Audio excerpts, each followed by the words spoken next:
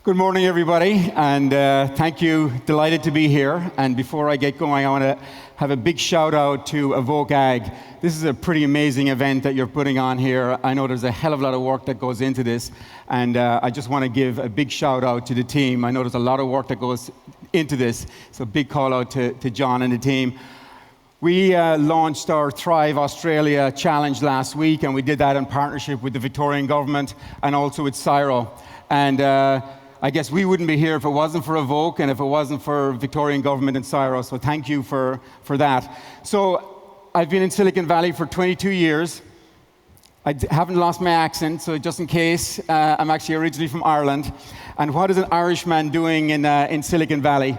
I went over there in the late 90s and experienced the whole wave of technology, the culture of what happens there in terms of the entrepreneurial spirit. Went over there in '98, worked with a company called Palm, and we invented a smartphone and created about a $3.5 billion company in the space of 3 years. I don't think I'd ever thought about that in Ireland. I wasn't thinking at that latitude. I was scared about failure and some of the challenges there. So I really got a great education in the whole entrepreneurial ecosystem there. The second thing is, why the hell do we get into agriculture? So just for some of you, you might know that obviously Silicon Valley is right in California, but it's surrounded by the richest farmland in the world. It's the capital of the United States for fresh food, so the likes of Driscoll Berries and Taylor Farms, Dole Foods are some of the biggest companies there. So when we set out about 8 years ago, we wanted to bring the world of technology and agriculture together to see how we can really improve and solve some of the challenges that we have. I think many of you kind of see some of the data in terms of Silicon Valley. There's $130 billion invested in the United States. That's the number one place on the planet where entrepreneurs come for investment. 36 to 40% of that is actually invested in Silicon Valley. So if I was an entrepreneur, I'd go fish where the fish are. This is where there's a lot of opportunity there to grow. The ecosystem there has evolved not over like 2 years or 10 years, probably over 70 years. And you've seen iterations of the greatest companies on the planet that have changed the way we all live, the way we all work today, in terms of the likes of Google, how they've shaped our world. Apple, I think many of us have smartphones and iPhones today. So our whole world has changed dramatically. And this is a good slide. I'm sure many of you have seen this. But once upon a time, the energy sector or some of the big retail sectors really owned, the largest companies in the world. Today, it's technology.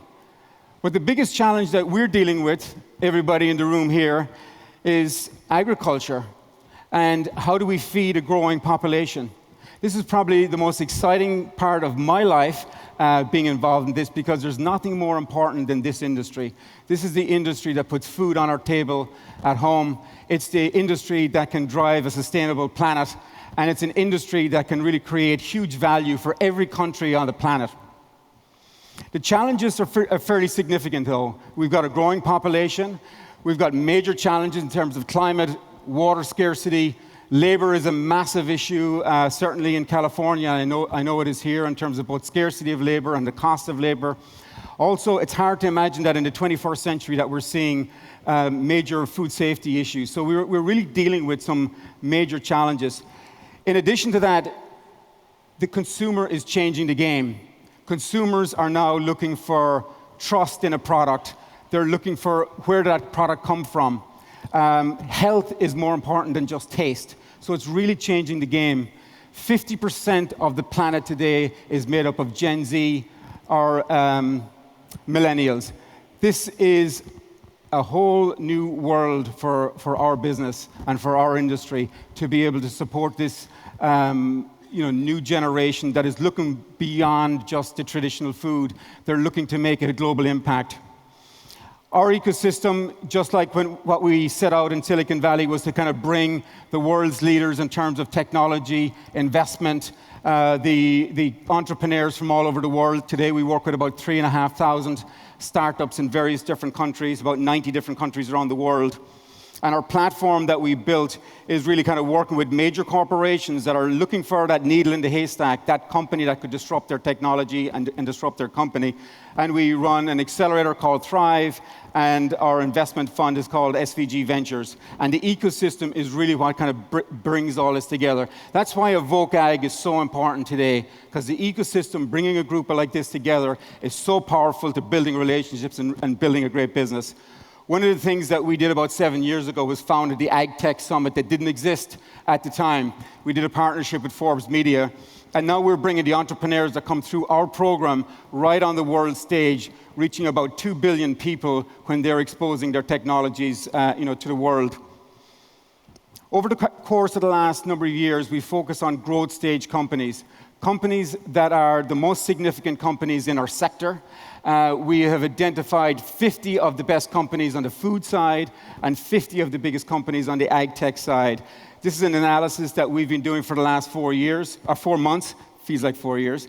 And just want to kind of give you a flavor of what that looks like. So you can see that entrepreneurs are affecting every single step of the supply chain. And I think, as we all know, obviously there's so much innovation that's happening in the field, and we always talk about ag tech, but it's really right out to the consumer, and that's where we're making the biggest impact.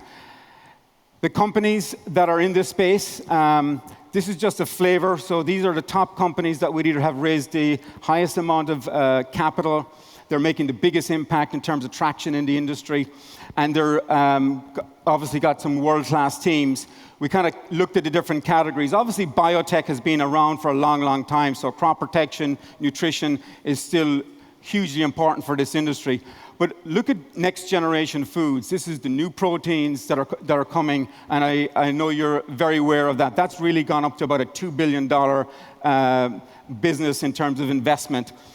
Controlled environment, vertical farming is becoming a major disruptor in the industry, but also it's supplementing some of the challenges that the industry is faced with. Now, where is all the funding going, and why aren't Australian startups getting their fair share? Well, I can tell you that for the last 3 years, we've done this analysis, and for the first time this year, there are 3 Australian companies that are on our list. So we were really thrilled about that. The Yield, AgriWeb, and AgWorld. So a big shout out for those companies that have made it there.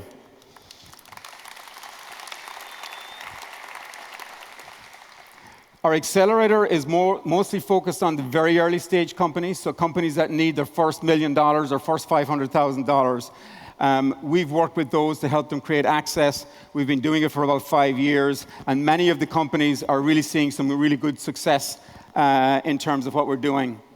This year, we selected 14 companies from over 90 countries.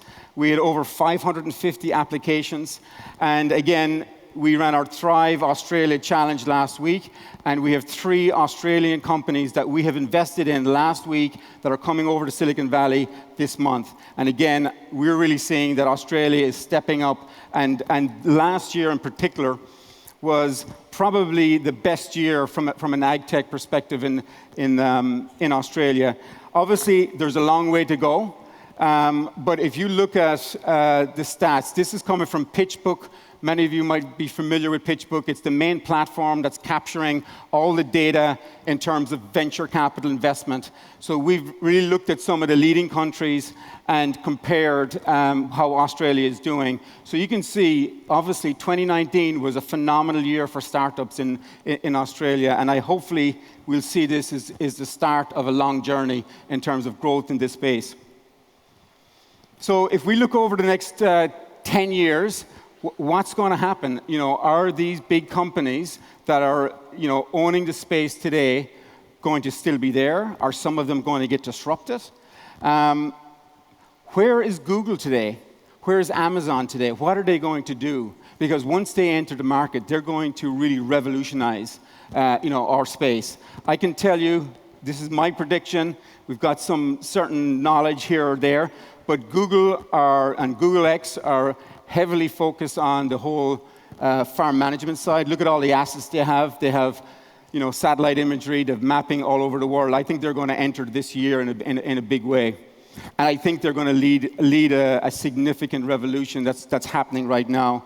I think Amazon, as you know, Amazon bought Whole Foods in the United States, and they're also one of the companies that is the leading supply chain company. I think they're going to be a major player. And then if you look at some of these players here, I think the likes of Beyond Meat, Indigo, and Plenty are really going to step up to be public companies, major players in the next 10 years. So I'm going to end with, this is a phenomenal industry. We're really making a major, major impact. We have a lot to do, but this industry has a greater purpose. We are really helping the planet. We are helping our, mankind worldwide. And obviously, in terms of the challenges of health, the best medicine is good food, and fresh food from Australia. So that's it from me. Thank you. Thank you, John.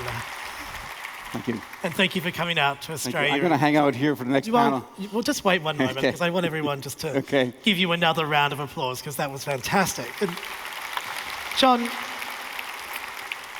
I became a dad 2 weeks ago, first time. So I've got a little bubby girl, and every time I look at her, I'm now thinking about 20 years into the future. And I ebb and flow between feeling absolutely excited and invigorated, and then genuinely feeling pessimistic, afraid. How do we remain optimistic in this disruption? Yeah. And as a dad, I don't care about the audience. This is a tip for me right now. As a dad myself, and also, maybe I'm living in California and things are very optimistic in terms of when you're looking out into the future. But I think this generation that's growing up today are really going to help us really kind of put focus and real impact into the sustainable challenges that we have today. And I think that, are these problems going to go away? I don't think they are, but I think innovation is the only way. We can't keep doing the same thing. We got to change the game with new technologies. And I'm very optimistic when I look at the technologies that are here and what's happening already. I hope my daughter joins the Future Young Leaders Evoke program in 2020. Thank you so much, John.